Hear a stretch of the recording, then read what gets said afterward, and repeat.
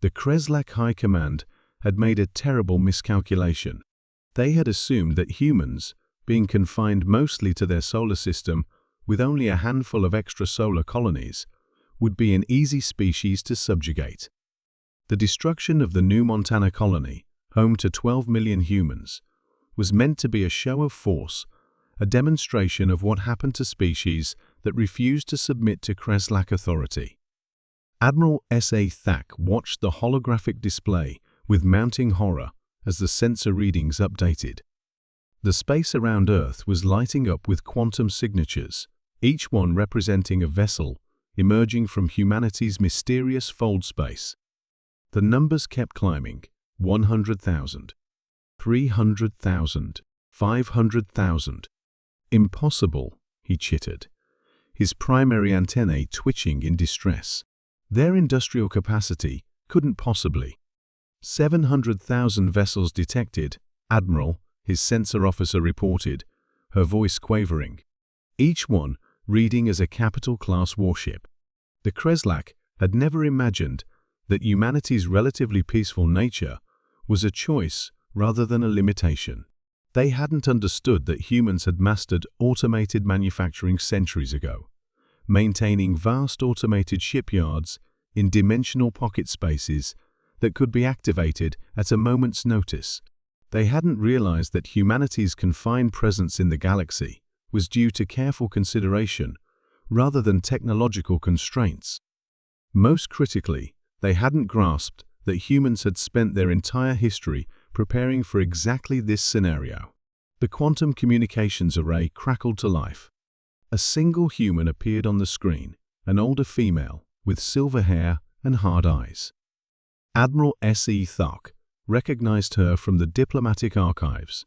Fleet Admiral Sarah Chen, Supreme Commander of Earth's Defense Forces. "This is your only warning," she stated, her voice carrying the weight of 12 million souls.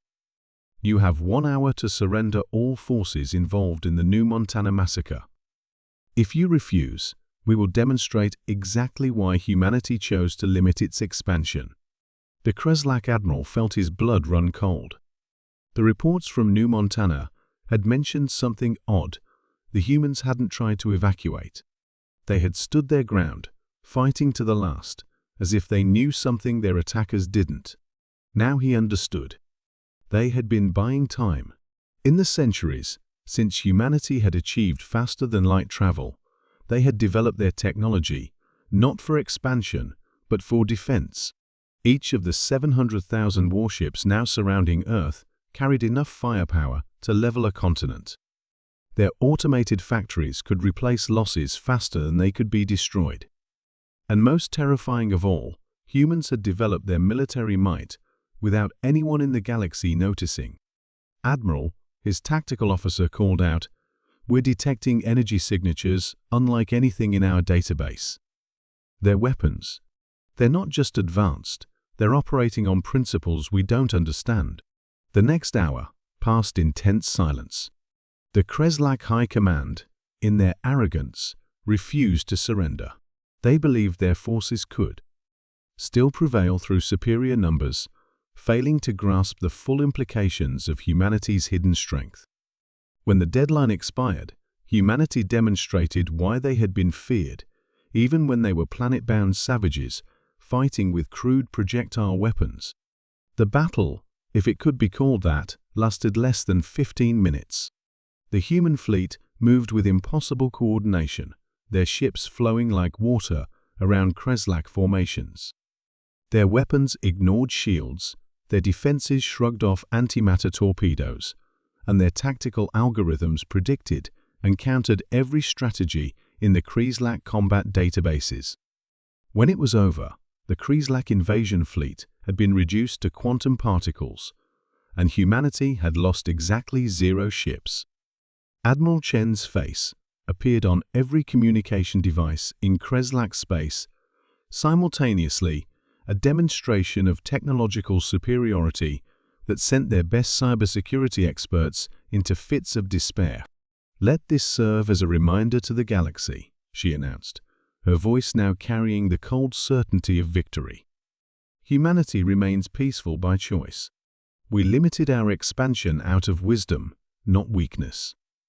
We maintain our military strength, not out of aggression, but because we understand a fundamental truth: peace is achieved through strength. She paused, allowing her next words to carry their full weight. The colony of New Montana will be rebuilt. Any interference will be met with the full force of our response. We have chosen to be peaceful neighbors. Do not make us choose otherwise. In the years that followed, the galaxy would come to understand what the Kreslak learned that day. Humanity's greatest weapon wasn't their technology, their numbers, or even their military might. It was the fact that they had spent their entire history preparing for war while hoping for peace. The Kreslak High Command surrendered unconditionally 3 days later. And throughout the galaxy, other species began to look at the seemingly peaceful humans with new eyes, finally understanding why Earth's official motto was a simple yet chilling statement: Si vis pacem, para bellum. If you want peace, prepare for war.